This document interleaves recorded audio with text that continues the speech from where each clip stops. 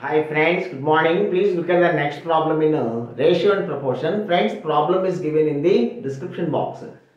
See friends, the incomes of Ankit, Sanjay and Roshan are in the ratio 12 is to 9 is to 7. That implies their incomes are 12x, 9x and 7x. Similarly, their expenses are in the ratio 15 is to 9 is to 8. So their expenses are 15y, 9y and 8y. So friends, incomes minus expenditure is equal to savings. So their savings are 12x minus 15y. Income minus expenditure.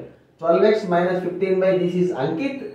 And coming to Sanjay, 9x minus 9y. And coming to Roshan, 7x minus 8y. Friends, it is given that the savings of Ankit saves 25% of his income.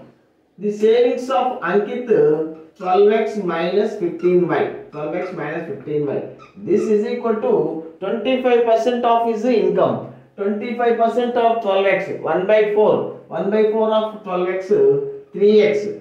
Friends, it implies 9x is equal to 15y.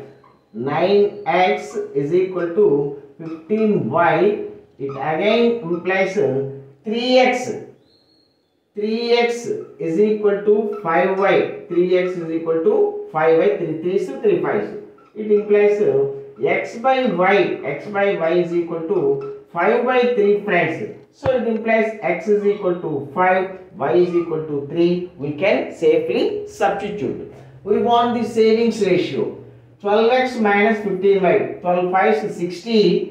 15 3s 45. 60 minus 45. 15 is to 9x minus 9y. 9 5s 45. 9 3s 27. 45 minus 27 18.